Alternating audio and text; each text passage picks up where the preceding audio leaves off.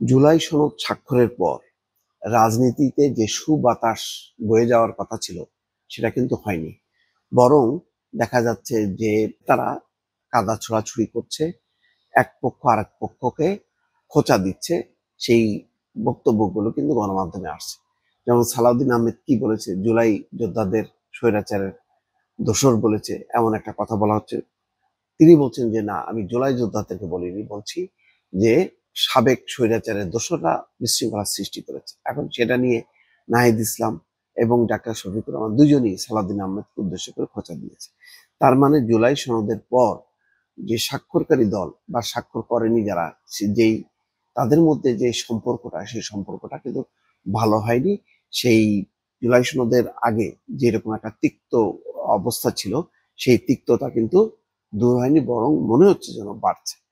আবার দেখেন, জুলাই সনদের আইনগত ভিত্তি না থাকার কারণে এনসিপির নেতারা পরিষ্কারভাবে বলছে যে এটা গণপ্রতারণা, এটা আকাঙ্ক্ষা পূরণ হয়নি। এবং তারা বলছে যে তারা ওই মানে বাস্তবায়নের সুনির্দিষ্ট সুপারিশ ছাড়া স্বাক্ষর করবে না। এখন এই পরিস্থিতিতে ঐকমত্য কমিশন, যেটা হলো যে জুলাই সনদ স্বাক্ষর হয়েছে, এখন বাস্তবায়নের উপায় নিয়ে তারা অন্তর্বর্তী সরকারের কাছে সুপারিশ দেওয়ার জন্য চিন্তা ভাবনা করছে। একটি বিশেষ আদেশ জারি করে তার ভিত্তিতে গণভোট এবং আগামী জাতীয় সংসদকে দ্বৈত ভূমিকা, অর্থাৎ সংবিধান সংস্কার পরিষদ এবং জাতীয় সংসদ দ্বৈত ভূমিকা পালনের ক্ষমতা দেওয়ার মাধ্যমে সনদ বাস্তবায়নের সুপারিশ করার চিন্তা করছে কমিশন। সেটা নিয়েও রাজনৈতিক দলগুলোর মধ্যে কি পরিস্থিতি হয়। আবার গণভোট কবে হবে? বিএনপি চায় যে নির্বাচনের দিন, আর জামাত চায় তার আগেই গণভোট, অর্থাৎ দুইটা ভোট, গণভোট তারপর হচ্ছে সংসদ। দুইটা ভোট করা সম্ভব কিনা এবং তার ফলে কত ব্যয় হবে, ব্যয়ের চেয়ে বড় কথা হলো যে এটার যে মেনে নেয়া, অর্থাৎ এর বৈধতা, সেটা নিয়েও প্রশ্ন করতে পারে যে অন্তর্বর্তী সরকার বিশেষ সাংবিধানিক আদেশ দিবে কিসের বলে, কোন ভিত্তিতে। অনেকগুলো আইনগত জটিলতা আছে, যেটা নিয়ে সংবিধান বিশেষজ্ঞরা নানা রকম কথা বলছে। স্বাধীন মালিকের বক্তব্য, অন্যদের বক্তব্য কিন্তু মিল খুঁজে পাওয়া যাচ্ছে না। তার মানে একটা বড় ধরনের শুধু রাজনৈতিক মত পার্থক্য না, আইনগত মত পার্থক্য এবং সাংবিধানিক প্রশ্নে নানা রকম দ্বিধা বিভক্তি আছে।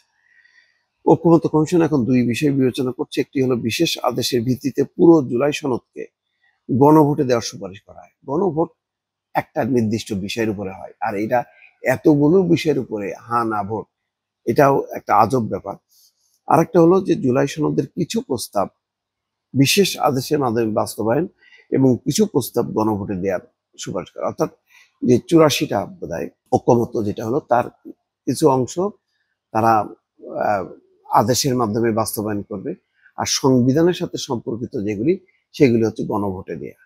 তো এগুলি খুবই জটিল পদ্ধতির মধ্যে দিয়ে এগোচ্ছে। যদি সব রাজনৈতিক দলগুলো এই মর্মে তারা সিদ্ধান্ত নিত যে আমরা যারা বিজয়ী হব অথবা পরাজিত হব, দুই পক্ষ মিলে আমরা এই আদেশ যেটা মানে ঐকমত্য হলো, সেই ঐকমত্যের বিষয়গুলো আমরা বাস্তবায়ন করব সংসদে গিয়ে, তাহলে এটা এটা শোভন হতো। নতুবা সংসদের বাইরের এই আদেশ, গণভোট হোক আর যাই হোক না কেন, নির্বাচিত সংসদের সেই ক্ষমতা আছে সবকিছু উল্টে দেয়া। অতীতেও হয়েছে, ভবিষ্যতেও যে হবে না তার কোনো মানে নেই। সেখানে অনেক রকম আইনগত যখন প্রশ্ন উঠবে যে অমুক অমুক জিনিস সংবিধানের বাইরে আদেশের মাধ্যমে বাস্তবায়ন করা হলো, এটার বৈধতা কি, এটা সাংঘর্ষিক, সংবিধানের সাথে যায় না, এইসব প্রশ্ন তুলে কিন্তু বাতিল করা যায় এবং সংসদের সেই ক্ষমতা আছে। সুতরাং পুরো বিষয়টা আমরা সংসদে নিতে পারলাম না, সংসদের উপর আস্থা রাখতে পারলাম না।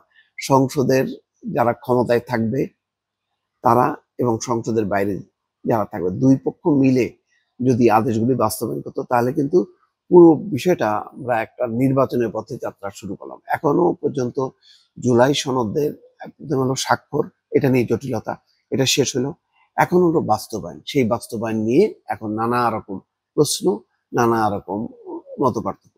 সেটাও হয়তো পূরণ করতে করতে মানে একদম নির্বাচনের কাছাকাছি অবস্থায় পুরো দেশ চলে যাবে। তখন প্রশ্ন উঠবে যে নির্বাচনের আগে কেন তড়িঘড়ি করে এই ধরনের আদেশ পাশ করা হচ্ছে। নানা রকম প্রশ্ন কিন্তু উত্থাপিত হতে থাকবে একের পর এক। ফলে সামনের দিনগুলো নির্বাচনী পরিবেশ থাকবে কিনা, এই সমস্ত নানান বিষয় যখন সামনে আসবে, তখন সব মিলে এটা নির্বাচনের উপর প্রভাব পড়বে। নির্বাচনের জন্য যে নির্বাচনের আগে ৩-৪ মাস যে একটা নির্বাচনমুখী সব যাত্রা, সবাই ব্যস্ত থাকে, তার বদলে এখন রাজনৈতিক অনেক বিষয় মীমাংসা করতে করতে কিন্তু সময় চলে যাচ্ছে। ফলে রাজনীতির আকাশে যে মানে কালো মেঘের ঘনঘটা, সেটা কিন্তু পরিষ্কার হচ্ছে না। কালো মেঘগুলো সরে যাচ্ছে না। সব মিলে বলা যাবে না যে রাজনীতির আহ মানে যে সংকটটা, সেই সংকট থেকে বের হয়ে এসে পুরো দেশ এখন নির্বাচনের পথে যাত্রা শুরু করেছে। দর্শক।